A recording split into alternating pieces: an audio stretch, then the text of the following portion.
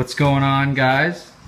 Little side project today while we're doing the 347 stroker swap for the 302 is we're going to be replacing the rear leaf springs in the car.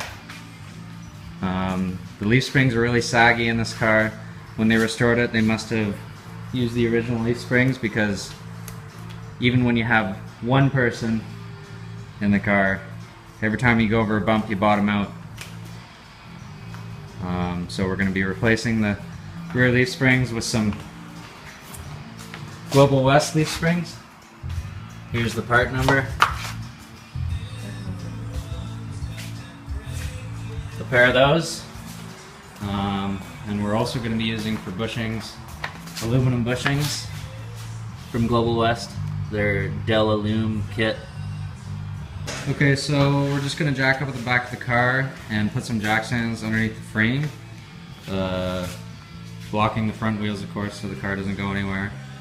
And there are some poly bushings in these leaf springs right now that they came with, and with the assistance of the hydraulic press that we have, we're going to press out these ones and press in the aluminum ones.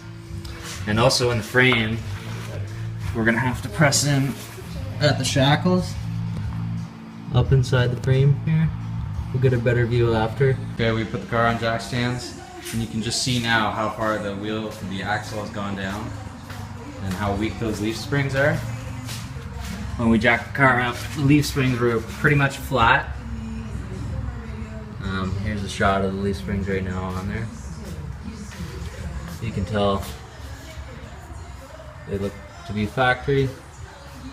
They look pretty old, pitted. They must have been painted, blasted and painted at one point.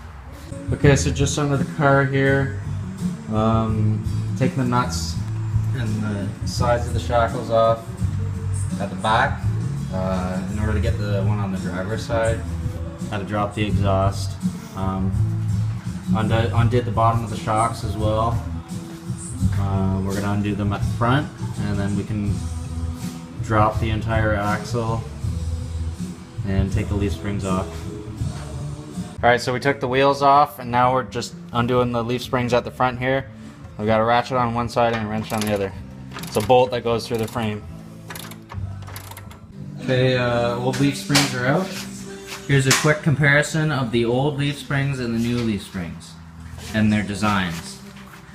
So this one, the stock one, has 1, 2, 3, 4 leaf, and the new one is 1, 2, 3, 4, 5 leaf.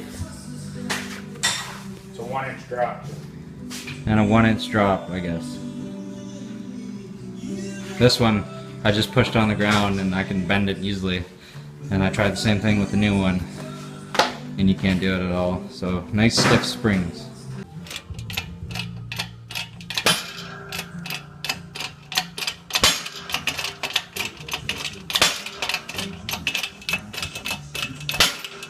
Handy having a press.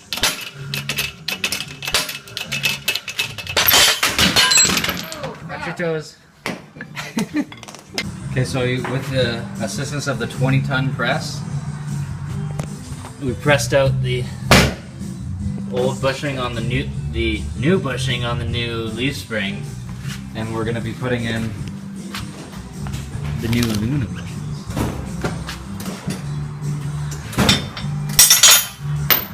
So we're going to press that in right into there. Right, to assist the installation of these aluminum bushings, just throwing on some wheel bearing grease on the insides of the spring eyes. Just a light little film, and that'll help with the installation. Okay, so these new Del-A-Lum bushings come with grease fitting attachments that thread in there, and there's a lip on this aluminum bushing that we're going to put to the outside of the car, and we're going to rotate this bushing to a certain location so it's easily accessible to use the grease fitting while it's in the car.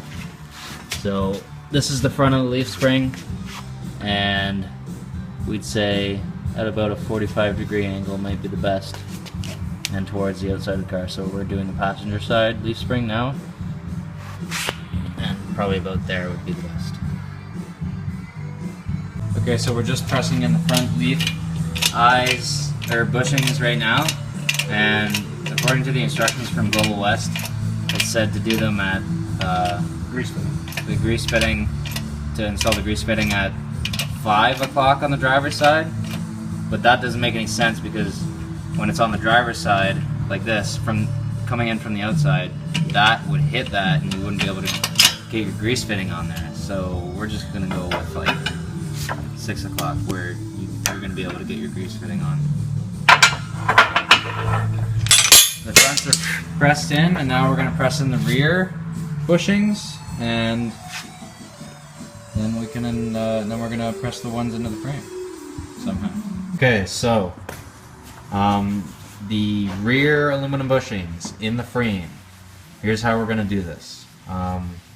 This is after our side project on the side project, so our gas tank's out right now, which is probably gonna help us. But we have a carriage bolt that we had laying around. Hopefully it doesn't spin when we try to tighten this bolt. We have a spacer that goes and will not slip through that hole in the frame. And then we have the actual bushing that's going in there, and then a washer that's the size of that bushing, and a nut on the end of it to tighten it all down and press it into the frame. Before we press it in, we're going to clean out the hole in the frame and then lubricate it with some grease to assist in pressing it in. The position of this bushing: hole towards the outside of the car, and the 5 o'clock position if you're looking at it from the outside of the car. Passenger side. So roughly like this. Passenger side. The passenger side.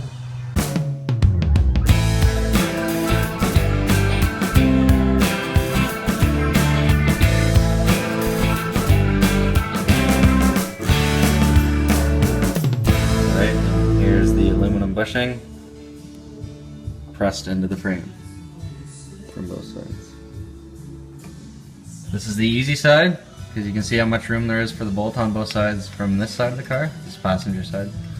And the driver's side, much tighter. Not as much room to get in there, so we will see what we can do.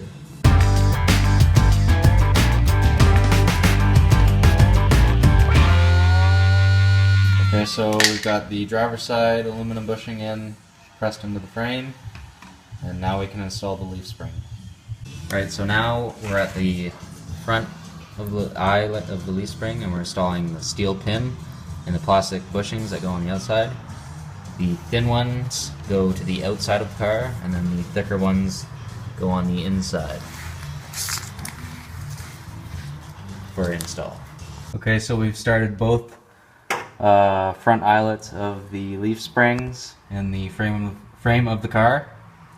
A little bit of trouble getting them started on the front.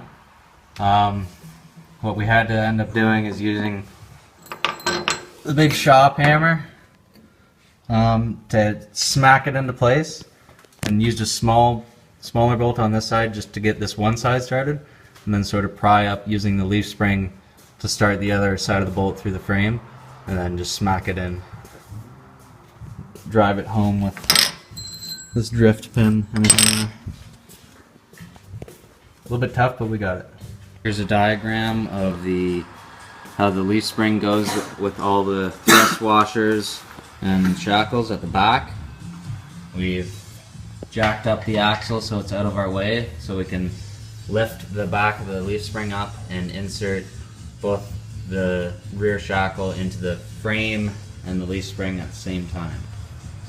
Okay, so here's just a quick shot of the leaf spring installed, the rear shackle.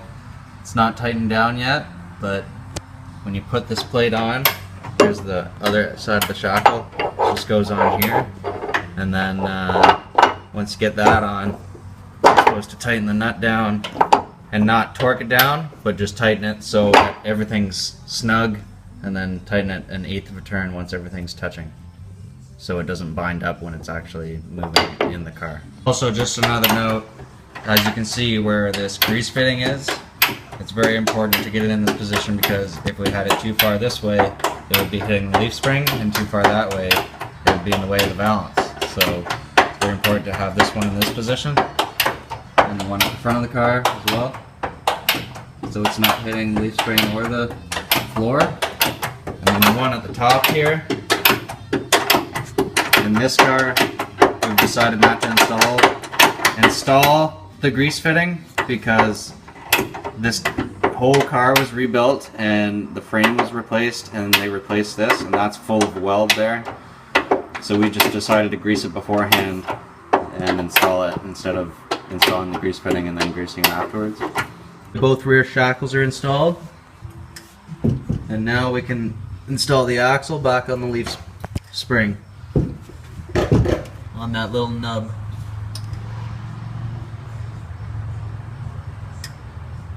Okay, the axle's been, U-bolts have been retightened to the spring, and the front eyelet bushings get torqued down to 65 foot-pounds.